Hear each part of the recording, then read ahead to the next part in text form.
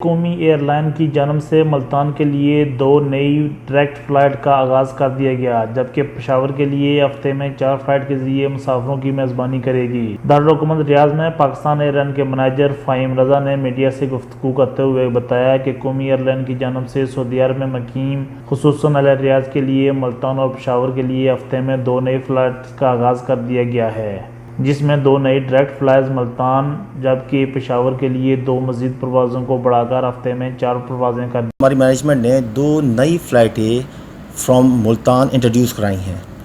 یہ ہماری ریاض کی کمیونٹی کی بڑی دیرانہ خواہش تھی کہ وہ کوئی ڈائریکٹ فلائٹ نیشنل کیریئر کی اسٹارٹ کریں،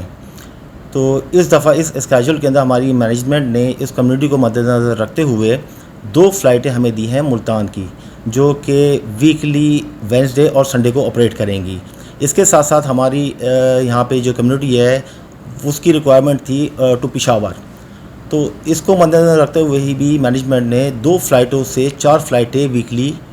انکریز کر دی ہیں۔ پی آئی اے ریاض کے سیلز آفیسر شیخ ارشد نے بتایا کہ سعودی عرب میں مقیم افراد کی دیرینہ خواہش پوری کر دی گئی ہے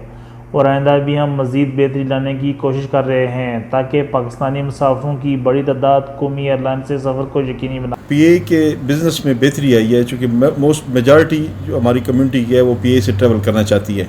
فیملیز ہمارے ساتھ آتی ہیں جاتی ہیں، وہ باقاعدہ الحمدللہ ہم نے لاسٹ ایئر سے تقریباً 7% ہم ابھی پلس میں جا رہے ہیں۔ آئندہ ہمارے نئے اسکیجول میں مزید ہمارے اضافہ ہو رہا ہے فلائٹوں میں، اس سے انشاءاللہ اور زیادہ ریونیو میں بہتری آئے گی۔ الیاس رحیم، KE نیوز، الریاض، سعودی عربیہ۔